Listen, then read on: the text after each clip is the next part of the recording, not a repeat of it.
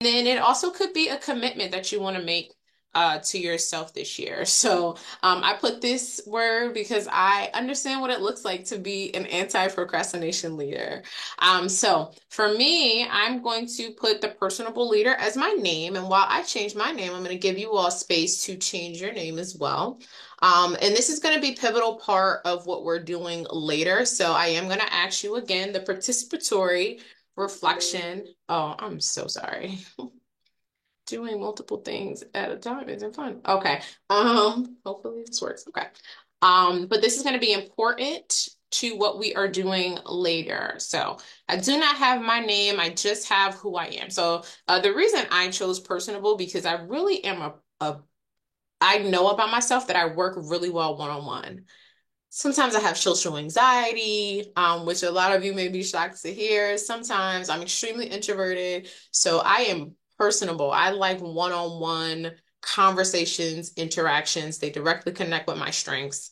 Um, and I'm loving what I'm seeing here. So I'm seeing an aspiring leader, which I think is very honest and very profound. I'm seeing passionate. I'm seeing disciplined.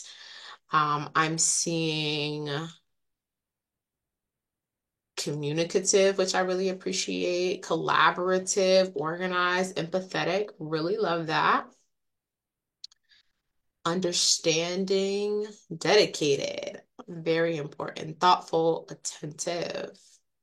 Relaxed. I love the idea of a relaxed leader. I think we don't see enough value in that. On top of things. I love the phrase. Okay. Very nice. Awesome. So very excited.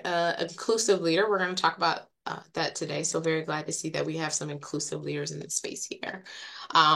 So thank you to those who are going ahead and renaming themselves, reclaiming what leadership specifically looks like to you.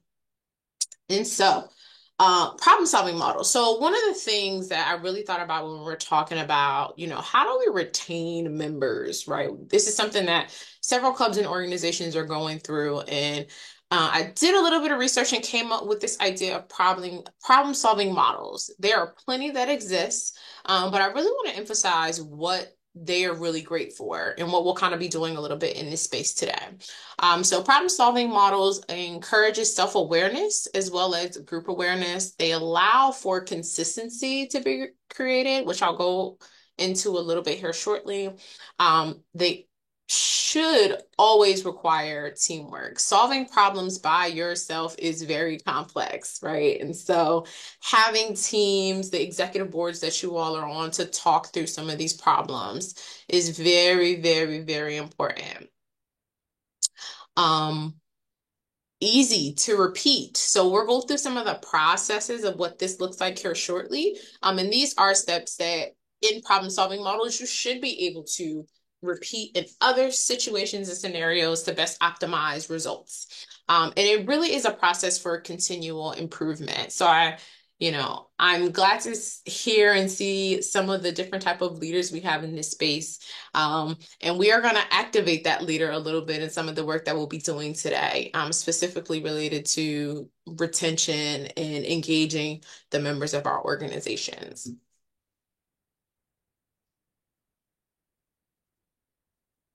Okay. All right. So I am going to ask that you focus on one thing for right now. Just pick one corner, right? So all of what you're seeing on the screen is all these different problem solving models that I found, right? And so on the count of three, I want you to focus on one. And then when I get to three, switch to another one. So one, two, three, switch your eyes to another one. One, two, three, look at another one. One, two, three, look at another one. Okay. I recognize there's a lot here on the screen, so I want to give everyone time to process, look at, kind of dive deep into what each of these things are. And what we're not going to necessarily go through each and every one of these, but here's some of the things that I found that were really great commonalities, which is what we will dive into. So one of the things you'll notice from the couple that you looked at is that they were all linked and connected. You'll see arrows in this one, you'll see arrows in this one. There's a whole pie graph happening in some of these. And so that is something that I want to first emphasize when we're talking about problem solving, right? The steps should be one connected to the other. They should be linked. Should be a stage of linear action and reaction happening here. Another thing I want us to emphasize is cyclical and can be repeated. So that's emphasizing what was just stated on the previous slide about it should be a process that you can repeat over and over. No matter what the issue is, okay, let's start back from step one. Let's start back from this step with this same problem and let's go through the motions. And then last but not least, this is what I have simplified. So you guys got all the pretty colors and I had to synthesize this to make this feasible. So here's what I came up with. Problem, processing, solution, and evaluating. And that is what we are going to be doing today, specifically with the problems of retention that we are facing in the student orgs that you all are running, a part of developing. And so that's what we'll be doing today, because that is a common theme between all of these different images that you looked at. It always starts with defining a problem. And so, although there are multiple models, they all start off with the reviewing and defining a problem. And one of the things that I saw, but one of the things that I think is super important when we're talking about the problem, it's easy to say the problem is people aren't showing up, right? Or people are oversaturated with things. But really, as we continue to build this skill of problem solving, really understanding the problem helps you focus on what the actual problem is. It's easy to say they're not coming, but why are they not coming? Is the program at a time that doesn't work for people? Is it weather related conditions? Is it something that is super controversial or touchy in subject, right? So really understanding and defining the problem really means doing some collaborative work as a board and as a team to figure out, okay, yes, this is the big problem, but what does that actually mean? What, like, let's break that problem down. And so for example, right? So we're talking about retaining members. So for each club and organization, it may be different. So it's really about doing kind of some proactive investigation work, and notice that maybe students are dropping during certain times, or maybe some events are not attended in the way that other events are, right? And really, the more refined you are in defining those problems, that's how you can get to a clear and exact solution, right? So remember, we're problem processing, and then eventually getting to solution and evaluating, right? So it is an action step, is what I want to emphasize. And it's not just a hunch or conversation. It could be multiple conversations, but it's something that requires a little bit of preliminary work, because defining the problem in its simplest state is how we get to an actual solution. So that's where our first P is at. And we have it very clearly here. Okay. All right. And then two for processing. So I think we had a lot of ones in the chat from the main session that Chris was talking about who was new. So a lot of you may not have seen the presentation I did on the chill method. But in the presentation slides that go out, I'll make sure to attach it in the body of this presentation, because this helps a lot. So when we're talking about processing, right? So one of the things I talked about in the chill method, which I'm going to synthesize in the best way here, is really talking about what elements of the problem that you identify, what elements are altered, controlled, or influenced by some of these things listed here. So when you go back to the presentation, if you do, if not, we'll kind of go over it today. We're going to talk about the why. So when we sit down as an executive board, or we sit down by ourselves and we figure out what is the why behind the particular organization that I am a part of. And then after we figure out the why, right? Why does this club exist? What makes it unique and special? What population does it serve, or is it meant to serve? Then we kind of go into our values. And this is the conversation that requires, it could be very simple, right? But it could require a little bit more work if maybe there's not a blueprint, especially for, I know there's a couple new clubs in here, right? But sitting down and figuring out your values together as a board, right?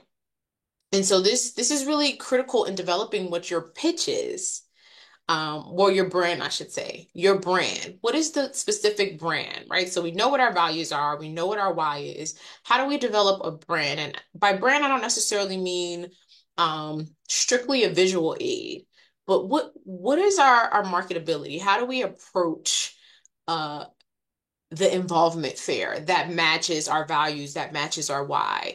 And then your pitch, you all know as students on this campus that there are multiple clubs that have similar groupings that they do, right? There's multiple dance clubs, there's multiple modeling clubs, and that's not a bad thing at all. We have created a space, Chris does great work where multiple organizations can exist. But this is a really critical step in figuring out, okay, yes, we are our own um thing. We're our own organization, but our why is different. Our values are different, and thus our brand and our pitch are going to be different. So when we're talking about, the problem that we identify in the first step, let's also look at this. Is there something in our why that doesn't match or align with the problem? Is there something in our values? Is there something about our brand, something about our pitch? And it's not to create competition, because you'll see in the next step collaboration is a very big part of solving your problem, which I'll talk about here. But really, it's to understand that in order to know what areas the club can grow in, you have to know how you can utilize it for yourselves and also how to impact others with it. So as a board, once you all review these items and there might be disagreement or misalignment or things like that, but you talk through that in the problem solving stage and the processing stage. And then this will kind of bring us to where we're about to go to next with solutions. So our PPSE. So S for solution. So if we go back to the retention example that we were talking about, where, we were noticing that people weren't coming around midterms. This is a way that you plan as a board or organization. Like, what ways can you collaborate and bring new elements or bring students together or create a chill space, which I'm going to also, reference that again, because I think that will be helpful for some of you when it comes to retention. But I have two possible solutions here. And again, we are aspiring, strategic, organized, get things done, plenty of leaders in this space. So we'll get to a moment shortly here where we'll be able to kind of talk through what the ideas look like. But here's what we have here. So option one is really focusing on collaboration. So the reason why the processing step is so pivotal is because once we find out, hey, here's our why, here's our values, here's our brand, here's our pitch, then you can look at some of the other organizations and say, hmm, where are the other spaces that we can collaborate and or create new experiences through collaboration? So maybe that is the two cultural organizations coming together. Maybe, you're partnering with someone who is similar. Maybe you're partnering with someone who is different, right? Because we've done the preliminary work to try to figure out, okay, where are members dropping off at and why? Right. And then we understand what we bring to the table as an organization. So this is option one, right? Focuses on collaboration. Option two is what we'll dive into as well, about how do we, within our organization, now that we understand our why, our values, our brand, and our pitch, how do we create space for buy-in, inclusiveness, and responsibility within our organization, or enhance it, right? Because I'm sure so many of you probably do a good job with it, but what ways do we also enhance that? So when we're talking about option one here, I brought up some examples that I found on Involved It to you. So those of you who were just in Tiger Stripes, you heard Chris talk about collaborating and how you can get points for that. And I thought this was a really, really great example. So here we have an organization, DSU, want to say the Disability Student Union. Um, did a partnership with the Accessibility and Disability Services and the Counseling Center, right? And as you can see, it was on December 6th. So this is gearing up for finals, right?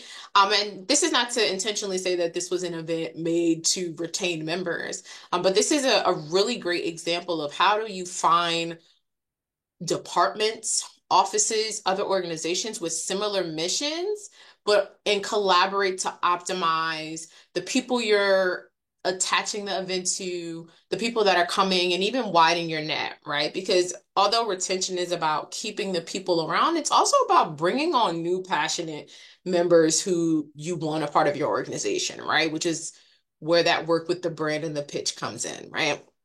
So this was a really great example of how do you find organizations that's similar and how do you use the similarities between you all to create something that affects all of these areas, right? The counseling area, ADS and DSU, but also around a time where students need this.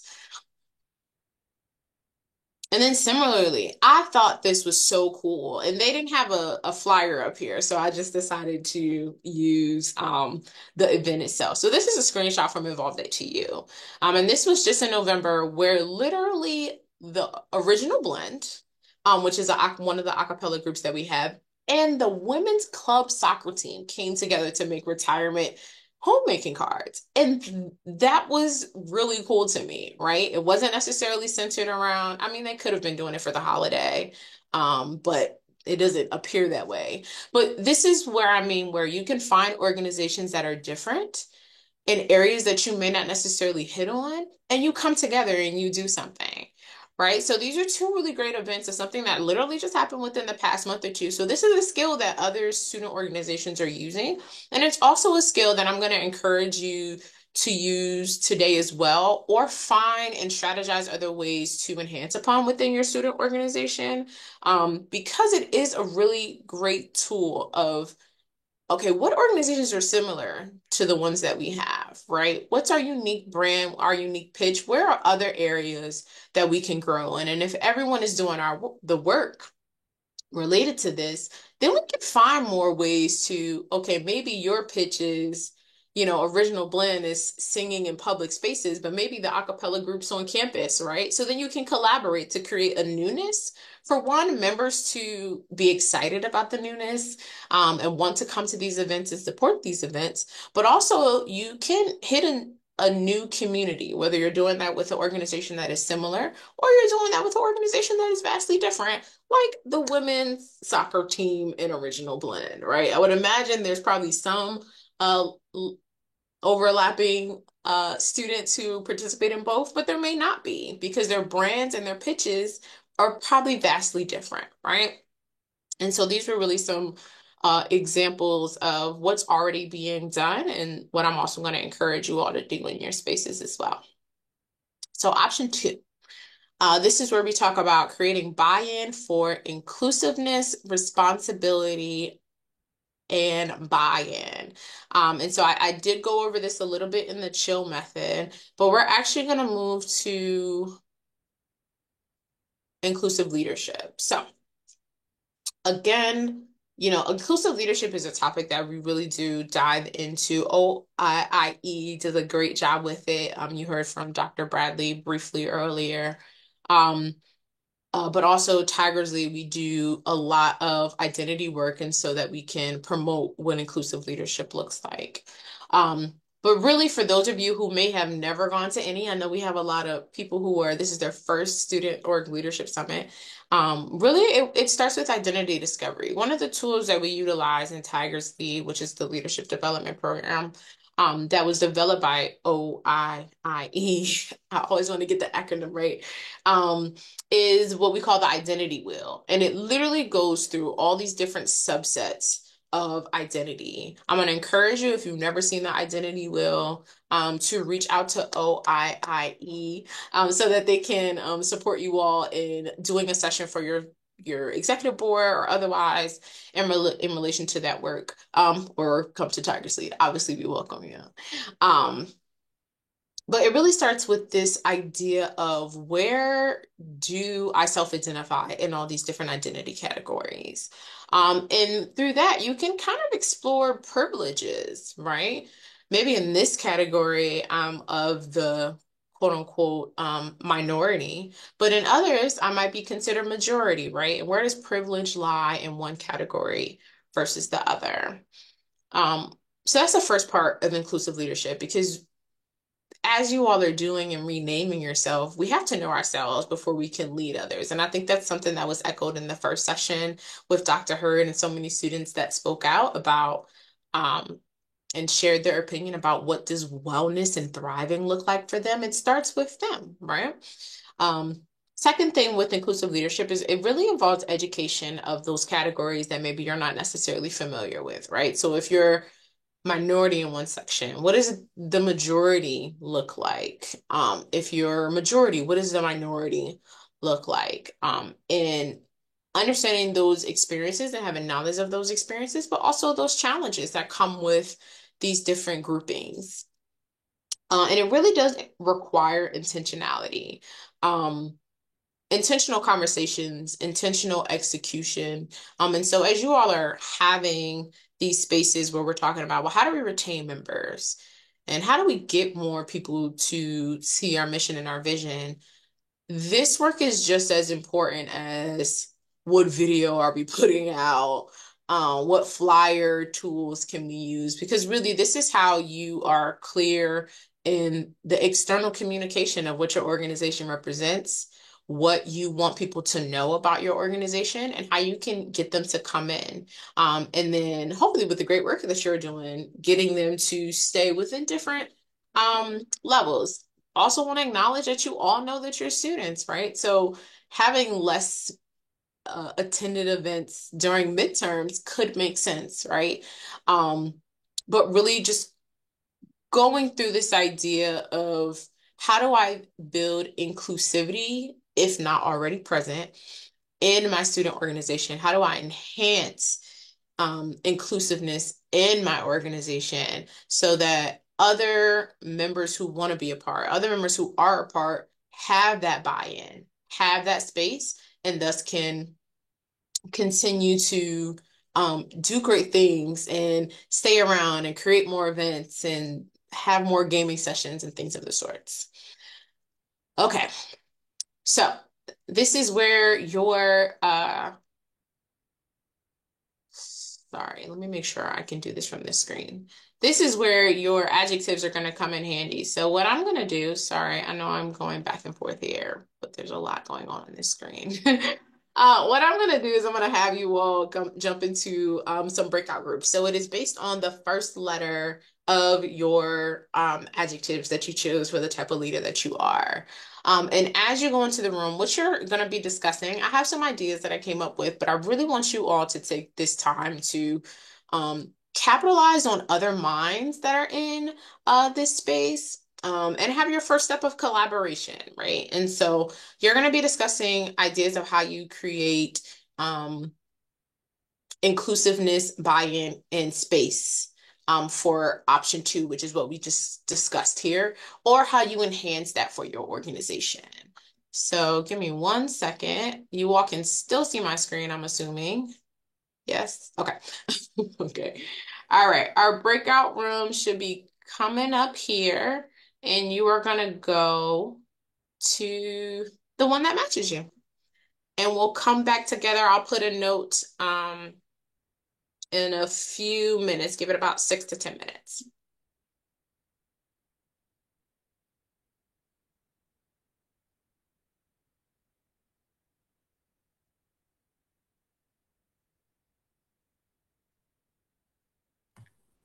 Where do we join the breakout room? I just had them come up. Let me hit broadcast again. You should be able to hit it.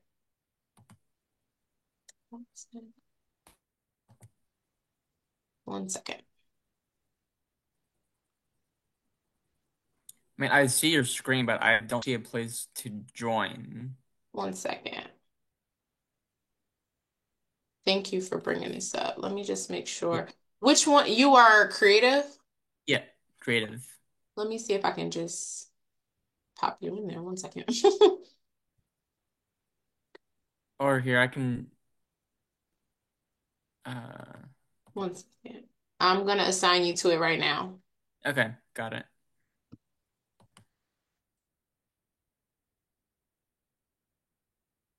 Oh, thank you, passionate leader. Oopsies.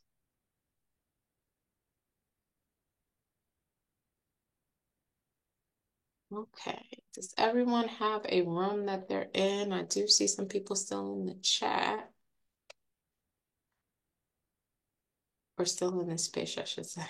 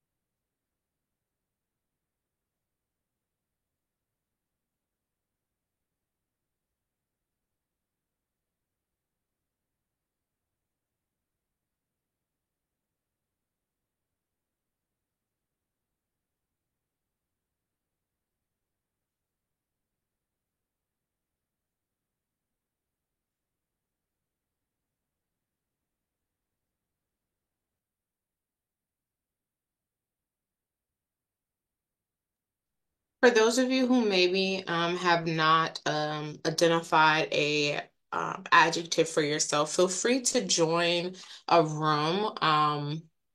The one that might need some extras is adjectives R through Z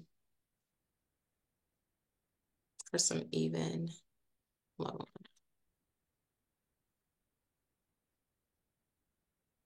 Let me check the chat. I'm sorry, you all were. I do not have that available on my screen. Okay, I'm going to put you in there. I just don't want to close all of the rooms, so let me just add you in there. One second.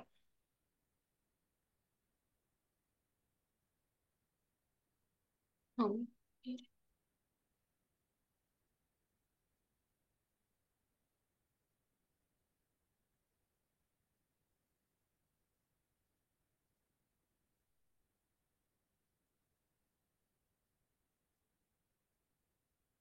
thank you, Kelly, for adding that. You're welcome. I'm multitasking, so I'm not going to join the breakout, but Okay, I appreciate you. Thank you so much.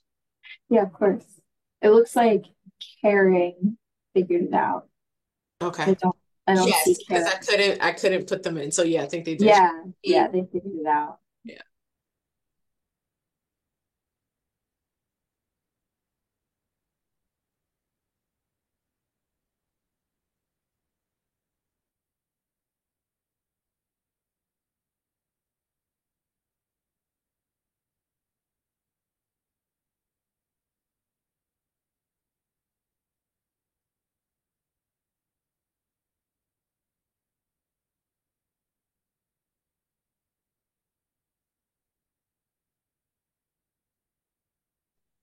Shemaya, I'm also multitasking, so I'm gonna hang out here.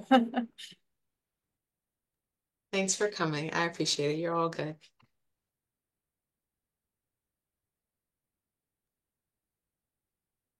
So Bethany, since you're in here, I'm ordering the food for Tiger Tuesday. Oh, good. I was gonna ask. Uh, yeah.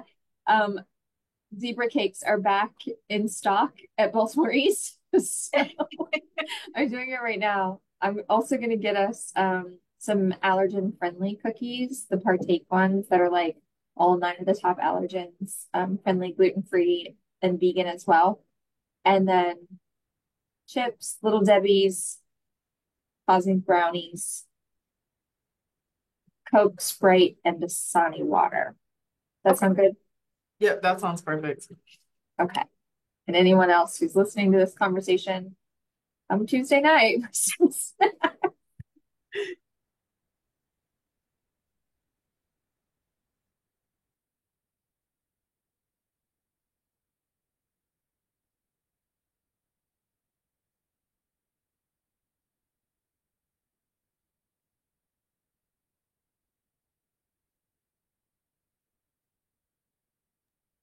Abigail, no pressure, but you're more than welcome to join a group if you would like to, or stay in this space. I don't think I'm open to whatever you want to do. Okay, I'll join one just to see what they're talking about.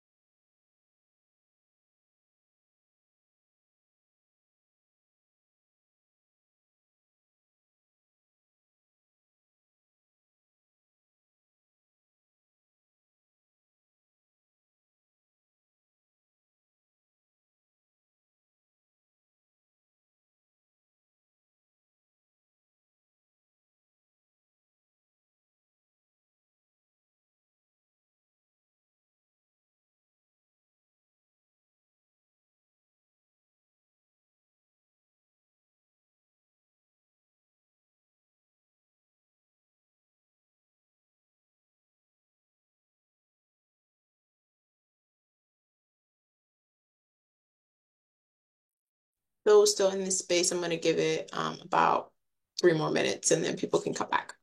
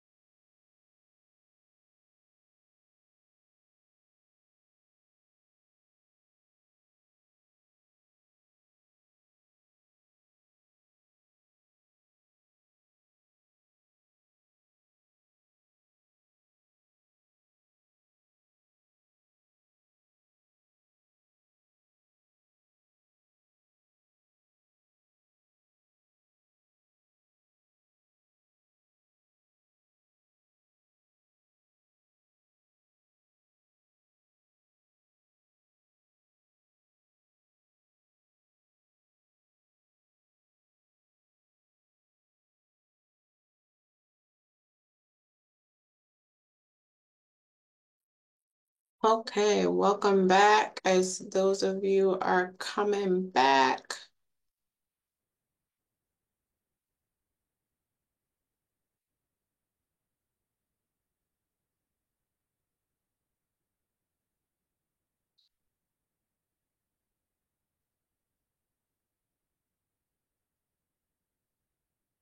All right, welcome back. I know some of the groups are still closing, so we'll wait for a couple more to close.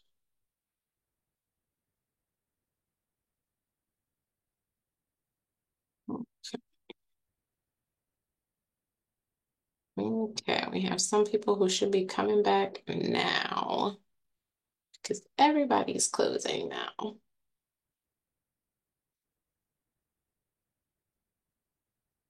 Awesome. All right. Well, welcome back. I'm glad everyone is back. So I'm going to create this space to hear your ideas, and then I'm going to share some of the ones that I came up with for those of you who were like, man, I'm stumped. But I'm hoping in that space you all were able to give a good amount of inspiration and clarity and support to each other. And similarly, I am hopeful that some of the things that I put together have already been talked about, I'm sure. So I'm going to create space. If anyone wants to do a reaction, we'll go that way. And we can do someone from the A through H group. If you want to share maybe something that you thought was a great piece of advice and or one that was brought up in your space. And I'm going to go through the list because it's want to make sure. We talked about the use of social media and then also the importance of tabling. Okay. So, creating a social media presence is a great way to get members involved. Not everyone checks involved it to you.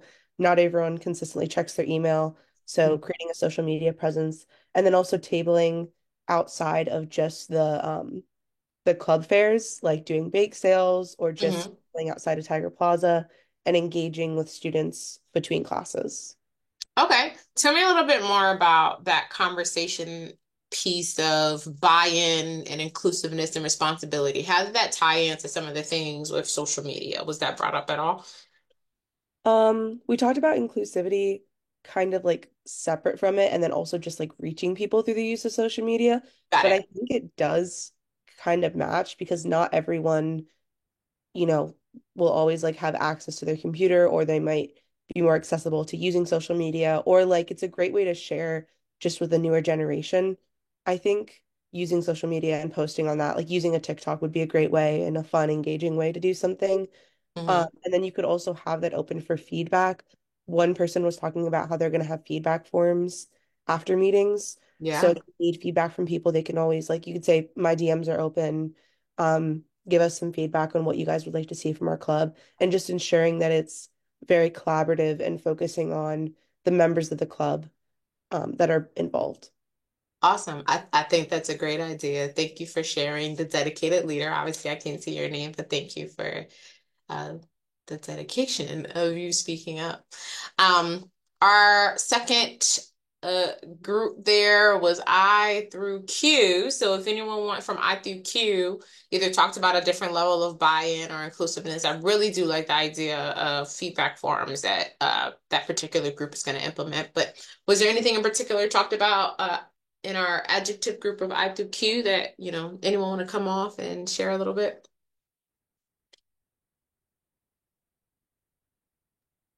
Okay, I guess I can. Thank you. So no problem. So we were like briefly like talking about just like different ways, and one of the ways I think there were a couple people I can't necessarily tell who their names are just because everyone has like the leaders and stuff.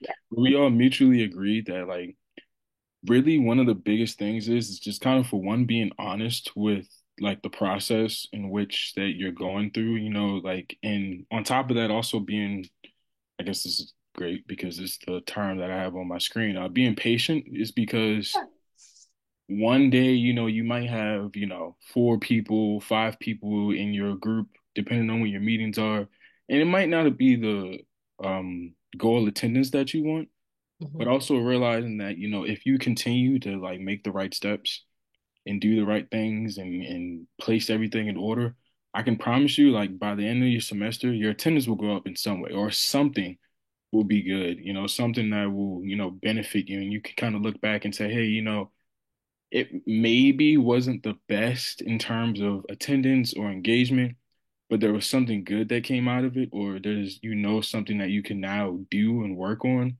in Yeah. case there's something that does happen that you feel like, you might need to readjust or anything like that. But just really being patient and not, forcing anything because I Yeah. feel like just people in general can catch on to when you're forcing something or when you're forcing, engagement. If you can just read the room well or understand who's in front of you and from there work on to that. And I mean, it's much easier said than done at times, but if you can just do that, then I feel like people will also look at you differently because now they see, hey, he's not, you know, forcing anything. He's at the same time, he's pretty, depending on your personality, some people might say, oh, he's pretty funny. He's cool to hang around with. Yeah. And from there, those four people might turn into, 10 people, and then 10 people might turn into 30. And then next thing you know, you might have, depending on the success of your org, you could have about 30, 35 people at the end of your semester. But, and you just started off with four. So it's just being very like upfront and honest, but at the same time realizing that, it's going to take time to get to where you want to be at. I think those are some of the biggest ones that you kind of take away and work with. Y'all were in that room cooking. Everything you said, I am in full agreement with. Thank you. Thank you. Thank you. And even some of what you were saying really echoes, the conversation we had about wellness, right? Mhm. Being a leader and putting your best foot forward. It might not happen today, tomorrow, but eventually you're going to create you're sticking to your values, your why. You're going to create the environment that you want, and you're going to attract the people that you want a part of your organization. And so thanks so much for the work you all did in group two. Our last group, if you want to come off mic, that was our R through Z. Sorry. I promise you, I know the alphabet. Yes, R through Z. If you want to come off and share a little bit, you guys are coming up with some really great ideas. Thus far, I'm happy for what I'm hearing. We were talking about like just different things that the groups were doing. Of course, the Instagram and the social media was brought up, Hmm. and I think that's a great way because of just the generation now, but also some members mentioned like they had kickoffs or little events on campus, and I think that's a great way to just bring people from campus who may not know about the groups, Mm-hmm. may not know about the clubs, or who may be a part of a different club and want to join another club. Mm-hmm. And we just also talked about all like the leaders of the different clubs coming together and talking, and I think that's a great way to combine groups like we were talking about earlier and have events that multiple groups can be a part of. Awesome. Thank you for your thoughtfulness. Awesome. Everything of what you all said was really good, and I think really hit on the complexities of what it could look like in the applicable space of during the semester and the thing. So I want to thank you all for sharing. So some of the ways that I have listed here, which are things that, feel free to take, really want to drive home the inclusiveness piece and what it looks like to be an inclusive leader.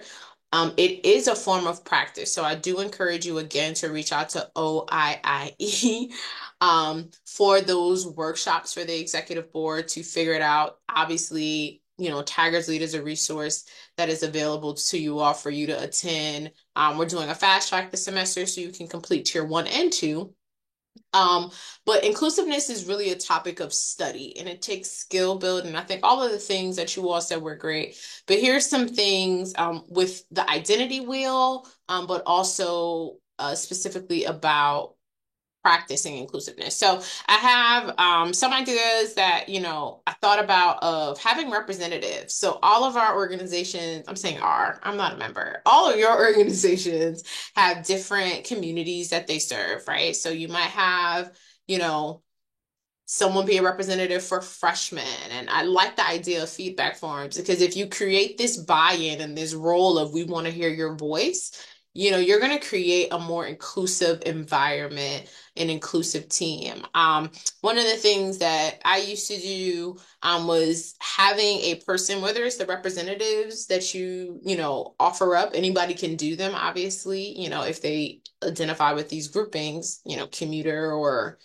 ability or so on and so forth. But let's say you have an icebreaker every meeting. Let's create buy-in where, these groups are finding those facts. And then general member profiles, all of you all mentioned social media. So that's obviously a great space where you can, promote some of the members that are part of your organization, right? And so these are some of the things. Obviously, not creating more work for you all is very, very, very important. And so these are roles that should be integral and part of your values, your why, and things of the sorts. But it also brings people who are on the outside, maybe outside of the executive board, into the work that you do as an organization. So really great work for everyone. I'm seeing my number increase, so some people are back from their sessions. So I will just leave this up here. The presentation will go out for evaluate. The feedback form was brought up. I think that's great, but asking follow-up questions, asking for new suggestions, or initiatives from these spaces that you create. That was the end of my presentation. Chris, I'm going to hand it back over to you.